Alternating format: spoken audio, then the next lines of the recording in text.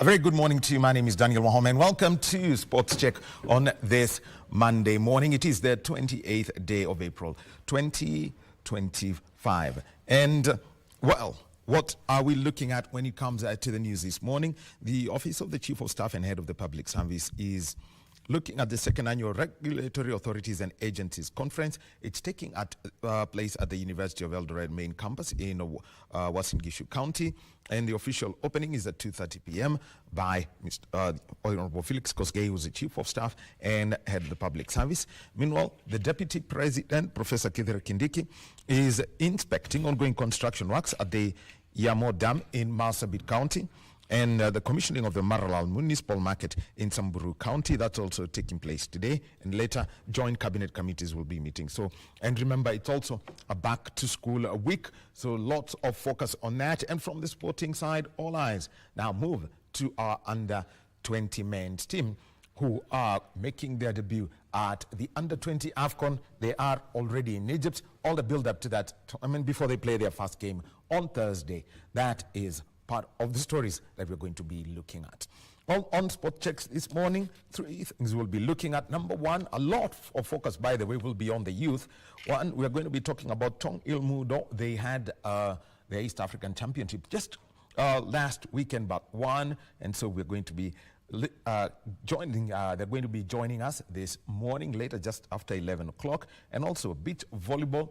There is a lot of focus. Everyone knows that next year, Africa is going to be hosting the Youth Olympics. So is Kenya getting ready for the Youth Olympics in any way? And when it comes to beach volleyball, so we're going to be speaking with two people who played beach volleyball, and we're talking about now 5 years, almost 4 years together as a team. Abigail Chebet and Sharon Jepkoge, who have played at age grade level. They also were at the Youth Commonwealth Games in Trinidad and Tobago, and that means they're growing as a team, and their coach, Joseph Birech, is going to be joining us, and also the chair of the Beach Volleyball Commission at the Kenya Volleyball Federation, Moses Mbuthia. But right now, let's start with also another matter, a lot to do with the youngsters and the sport that has brought Kenya the most medals, athletics. Before just to introduce my topic, let me show you our sign language interpreter. It is Lucy Maura. Joining us in studio is a member of the Athletics Kenya Executive Committee, and he chairs the Youth Committee, Mr. Barnaba Korir. Good morning. Good morning. Good morning. And, over the last 5 or so days, we had the East African area, regional under-18 and under-20 championships. Kenya, at the under-18 level, winning 7 gold, 3 silver, and 1 bronze. And at the under-20 level, finishing second overall, with Kenya winning 5 gold, 1 silver, and 4 bronze. And the person who's tasked with that docket is Bwana Korir. Mr. Korir, first of all, just let's look at the under-18 performance, because it's now done at regional and area level in athletics language, basically continental level. The under-18. Thank you, Mr. Wahome. The performance of our under-18 when they went to Zanzibar, Tanzania, for the East African region was very good. This year we are going to have African under-18, under-20 in Algeria in July. So this is part of the preparation for our athletes, and of course most of the athletes that we chose were basically from the primary and secondary schools that they had the competition in Mombasa last month. And this month, sorry.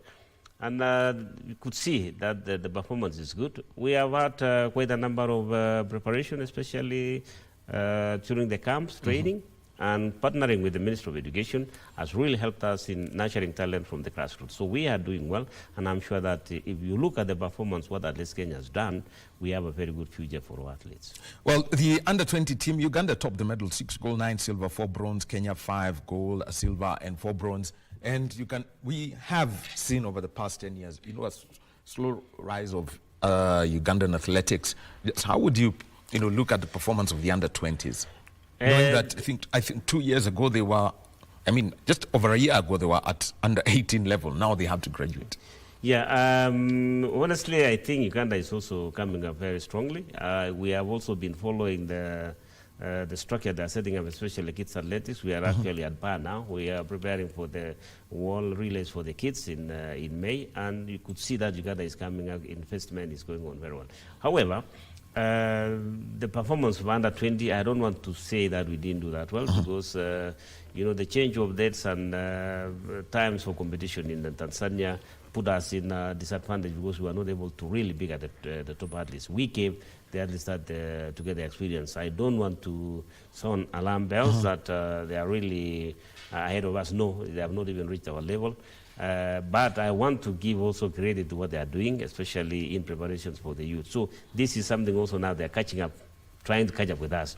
But if you see the kind of preparation that we have systems that really have inculcated nurture talent across the country. We have the programs that goes beyond next year.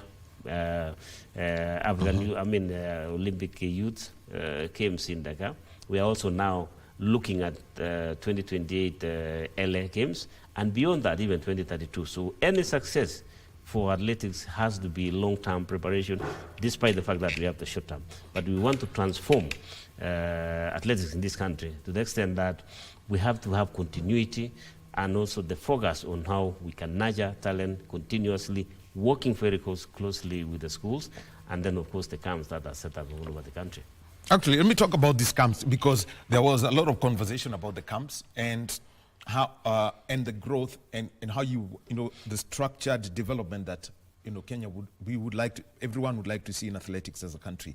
What's been the first, you know, the conversation to ensure that, you know, there is how would I say, that coaching tends to have a certain philosophy for the country? I think you put it correctly. You know, for any success, you have to have planning. And to have planning means that you have to involve as many people as possible from the grassroots. So we are now involving the communities. We go to the schools, camps in those areas, so that now everyone understands how this thing functions. And then we come up all the way to national. So the process of nurturing talent from the grassroots, involving the schools, and getting support from the government, which they have been very, very supportive, and I want to thank our government because they have really given us the resources. You can see now the interest in athletics, especially with the communities. When we set up camps in different parts of the country, we have now about 58 camps in all over the country. We realize that the communities, the schools that we set up there, there's so much interest. The parents, the teachers, they're coming on board and also now requesting that they could also do the same thing themselves without even the support from the government or from Athletics Kenya. So they do their own. What we do now is to provide them with technical officials and the coaches. And what Athletics Kenya does is to make sure that the coaching staff that are also teachers, basically, are given they are given now the instructions on how they can do that. They are trained by Athletics Kenya so that they know how to train these young kids in primary and secondary schools. So we have that kind of partnership, the memorandum of understanding with the Ministry of Education, so that AK can train their teachers, and the teachers now can also be coaches for those kids. So the structure is going on. But what we want as a federation is to ensure that this is a continuous process, so that just it does not start and stop. We want to have something that is continuously going on everywhere and part of the curriculum within the schools, creating a pathway for these athletes. We don't want just to create athletes that run to make money. We want to create a system that helps these athletes to learn, to get education, so that if they succeed, they are able to manage themselves, to manage their resources, and then from there now, that also can trickle down to their communities where they're coming from. So this is a program that is all-inclusive, and then you see the interest now. Other federations are joining also in the process, and that was the reason why the former minister, CS Namwamba, initiated the issue of Talanta Hela, because talent started from Athletics Kenya. Then now added another name, Hela, which means you are using now your talent to earn something, which is working very, very, very good for us. Well, there it is, and the pictures on your screen are the arrival of the under-18 and under-20 teams that were participating at the East African Athletics Championships in Zanzibar. The events took place at the Amani Stadium. This was for the under-18 and under-20 level, and Kenya overall winners with a total of 12 gold, 4 silver, and 5 bronze, topping that table. Well, let's also talk about the local track and field series. We've had the 5th meeting over the weekend. And what has been the transformation for the local track season this year, from what you've seen? There's a major transformation. We launched the program last year for cross country and track and field, and then, of course, heading to Tokyo. World Championship in Tokyo this year, later in the year. The advent of Betika coming on board so that they can increase the prize money for our athletes, local athletes, has also encouraged many athletes to participate. We have had quite a number of competitions, especially the sprints and field events. We have seen this weekend, last weekend, in Ulinzi Stadium, that our athletes 4x4 400 meters men running the second fastest time ever in Kenya and almost breaking the national record. So you see the performance, the new kids on the block, they're taking over now. And we see that there's so much interest, and with the organization that Athletics Kenya has put in place, is helping now to increase more interest and more support from the sponsors, and we thank also Betika for that.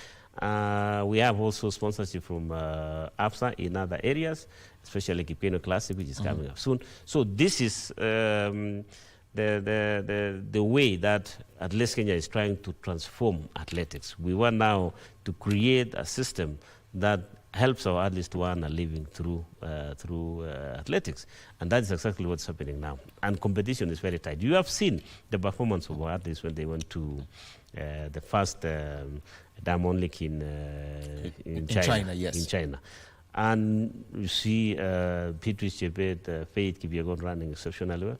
We had also other artists running in the US like Chepchirchir, and we have also Anyonyi doing very well.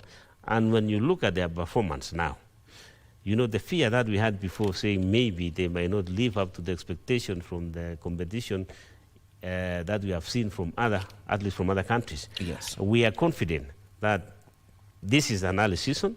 We still have some of our athletes who have not competed, so that we see our performance. But I think we will go to the World Championship knowing that we have a very, very strong team that can challenge the other competitors, especially from Europe and in the US. Well, very interesting you mentioned that, because this is it's ideally, this is what would be considered a very long season, given that the World Championships come at the very end of it, late September. What's the conversation between athletes and Athletics Kenya and their agents to ensure that there is, the athletes have got, that optimal balance? We know there is national team duty and, that may be there, but they also have got to earn a living running the night events across the world. Yes, you have to strike a balance, knowing that some of our athletes, they don't have jobs. They are living through athletics. We have had a very, very close working relationship with the agents of these athletes, that we coordinate everything that they do, and they know that our focus is mainly for our athletes to compete during the World Championship. So we work and we consult. They know also that they have to work for the athletes for the best interest, so that they can participate. Well, because when an athlete wins World Championship, they also get more money from that. So they focus on that. It's also, apart from the financial, it's also the name. When you're a world champion, you'll always, it goes beyond the money that you win, because that name will always live with you for a long time to come, until even when you retire, you'll still be a champion. So we work with them. We have that, constant conversation. We coordinate, especially the athletes who are going to compete in major championship. We discuss, and to make sure that we strike a balance, that an athlete also will get ready for the World Championship, at the same time get a chance now to earn something for themselves too. Okay, well, very well. And the first duty that the athletes have got is coming up in just today is the 28th, on the 10th and 11th of May, and this is in Guangzhou, China, and this is the World Relays. The preparation for this team, I've already seen the team lists. They were published by World Athletics at the end of it all. Kenya, the 4x100 meter relay team, participating again. We saw they won the African Championship in Mauritius 2022, and at the Commonwealth Games, everyone, a baton exchange changed everything, but there was so much focus on this, 4x100 meter relay team and what they can do. What are the lessons that they've picked? Because they're going to be competing against some of the best in the world. During that the last Commonwealth, there was a very big chance that they were going to win a medal. I don't know which color, but they were going to win something there. Unfortunately, the baton was dropped. The lesson that we have learned is what they are practicing now, so that they know how to pass the baton. The baton is the one that determines everything, because the moment you pass the baton and force, you are done. Secondly, if you have a baton and exchange, that is problematic, especially passing a baton from one to the other one. It has to be very smooth and efficient so that you don't lose time when you are exchanging those batons. They are working on it now. And going by what I saw during the Ulinzi event last weekend, they are getting more efficient. We have Verinano Manyala. They have had two the national events, one in Caperone and then also Shaman, coming second in both of them. It shows that I think by the time we get there, it's actually going to be on top, and I'm sure that is going to deliver for our boys also who are going to compete. The girls are also doing very well, and I don't want to underestimate the performance of Kenyans when they are competing. So we are always hopeful that something they will do and are going to perform well. Well, and also the other thing is, getting that mindset right when it comes to the relays. I think it's always, the way World Athletics has set it up is that there are 12 slots for Tokyo available from Guangzhou, is how to get, the athletes into the mindset such that they are steady on the first day before they now even start going, going for the main one on the second day, such that you can be ideally in the top 8, or if you're going to compete in 12, in what is considered for the B final? The athletes have been given instructions by their coaches and technical staff, so they know the expectation from them. And I think going by the training that they're having now, they are motivated to do well. Every athlete knows that this is their chance now to shine and to show that they can actually make it to the World Championship. And I believe that our athletes have that capability and the desire to do very well. So my belief, and I will not be wrong, is that they have a very big chance of making it to the World Championship. And of course, 4x4 for men that they rent. I watched them during the weekend meeting, and they look really good.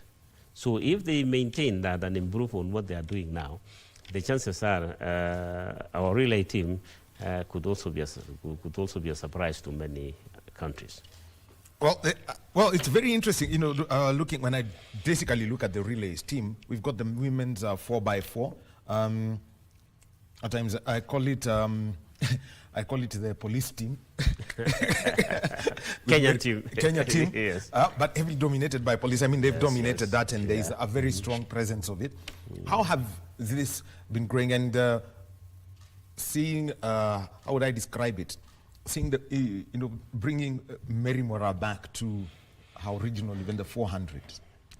Mary Mora is the lead in all those athletes. She's highly competitive. When she's in shape, you can always count on her. So by bringing her on board also gives more confidence to the other athletes that they have somebody who can actually anchor the relay.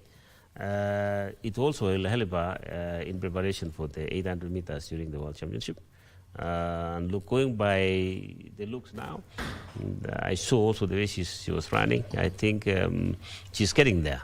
And by the time you get to the World Championship, hopefully that they qualify, she's going to do very well. So that relay for the women, we really hope the best for them.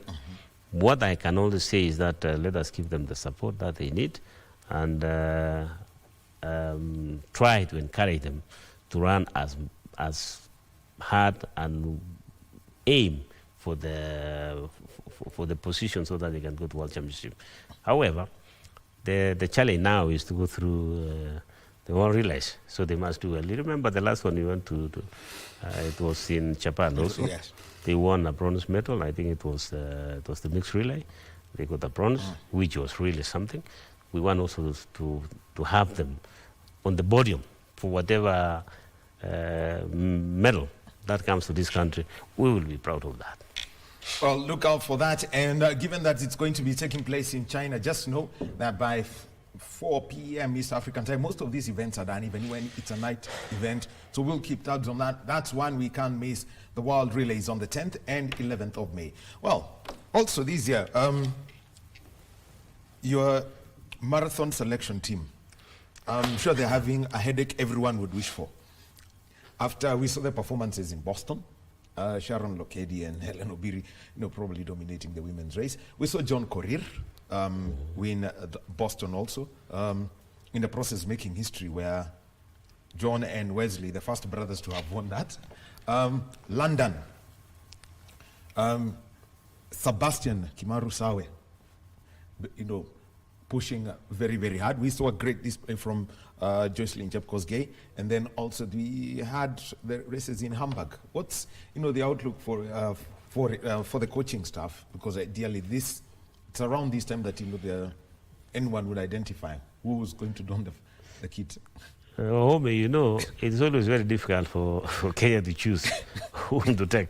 We have seen all our athletes dominating in the these major cities marathons in the world. They have done so well, from Boston, go to London, still in New York. You see, these are now the major events that also at least Kenya can look at, identifying who is going to carry the flag. I want to believe that the technical team, the technical bench, and also the head coach and his team, they have to sit down and analyze every performance so far, so that whatever they pick the right team. It's not easy. I know always there's a lot of questions on how you pick the team, but there are so many other criteria that you have to use to identify. You have to look at the marathon itself. Let us say Boston, who was there. You got the London Marathon. You read it, how it was. You go to Paris, you go to New York, you go to Hamburg, and then you also identify the athletes themselves. It is so different. Some of these marathons yes. are, when you go to World Championship marathon or the Olympic marathon, it is not the same as going to London or New York or Boston. It's different. Basically, this is spring when it's cooler. Yes. And when it's proper hot. Not only that, you see, when you go to World Championship, there are no pacemaker. Yes. So you have to look at the character of an individual. When it comes to tough times, how does that athlete withstand pressure? You have to look at the competition they've had before, the performance, and the type of athletes they've competed with. That is the guide that our coaches and technical officials have to use, so that you have to pick the best person who will compete for the country. We always wish that the country can understand that it is not easy for Kenyans just to pick. You can also pick the fastest person in the list, but then leave someone who is number 5 or number 6, and yet that number 5 or number 6 is a very tough person, a very tough competitor during a major championship, especially when there are no pacemakers or control. You just go and run. So there are so many factors that these people have to look at, but the most important one, of course, is the time. Then the second one, you have to look at the marathons they have competed in and the number of tough runners they have been competing with, and then, of course, other factors that will come in place for consideration. I am sure that at least Kenya will soon call for a meeting so that they can identify the athletes that will be participating during the World Championship. Remember, you also have to ask the athletes whether they are ready to come and compete for the World Championship. Some of them might not be interested. Maybe they have other contractual obligations with other major marathons during autumn. So there are those things that we have to discuss with the athletes, their managers, and also the companies they are representing. Well, very interesting, and that is just part of the build-up to Tokyo. And the other one is, we've seen this is a season, and it could just turn out to the way the year, let's simply say, the way the year started. Indoors, records falling almost for fun. Outdoors, we've seen already Beatrice Chebet have road record has been confirmed over the weekend.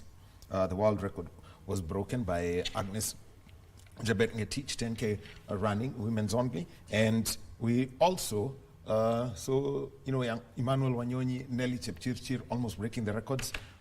Faith Kipyegon again in German, missing the 1,000-meter record by 0.2 something of a second. How are you seeing these, athletes, building up? Plus, there is also the talk of breaking four for the women's might. You have to see also other athletes in comparison with ours. The performance of athletes from Western countries, especially US and Britain and the Scandinavian countries, they are doing exceptionally well. Sometimes you look at it and their performance is at par with ours or even better.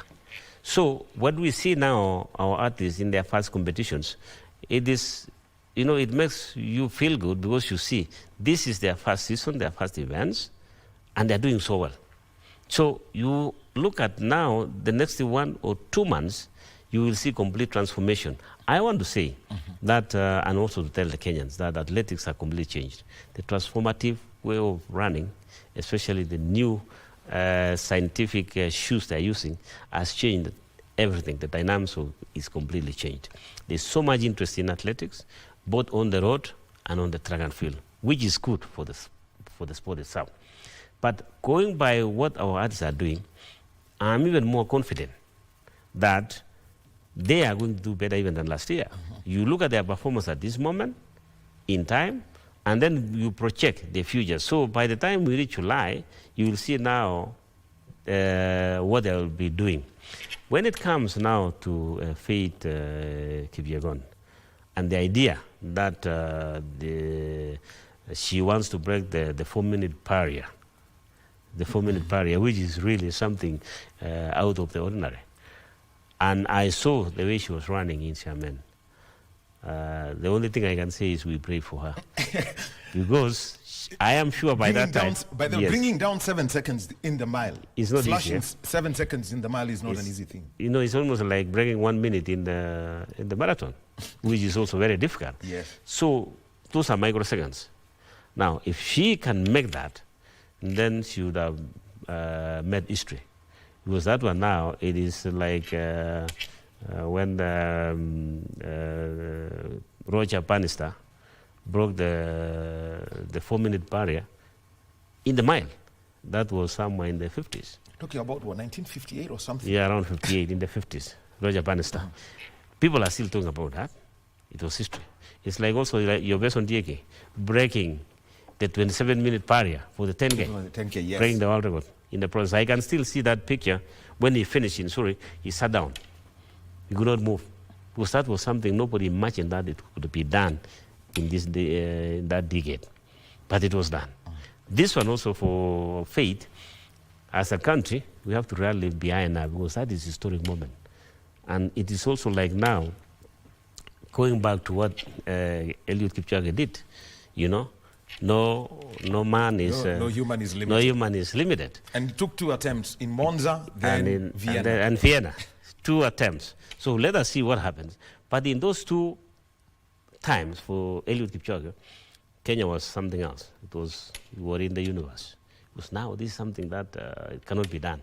So this one also, when we look at Faith, it is something that we should be all looking at it because it raises the value of a Kenyan athlete, the value of this country. Okay. So this is what we want, and that is, we also thank the people who are having that thinking, that actually they can focus on Faith so that she can break the 4-minute barrier, and I believe that she's going to do it. Well, also, as we come to a close, there was a conversation some time back, and this was brought out by Athletics Kenya, and it was concerned that a standard track was not available in the country. But there has been a lot of activity at the Nyayo National Stadium. We have seen cargo being dropped in huge white rolls, and this is ideally the build-up to the Kipko Classic. Just, give us a conversation about how you actually need this, because it would be not easy for Kenya to host a Continental Tour Gold event and the track is not certified.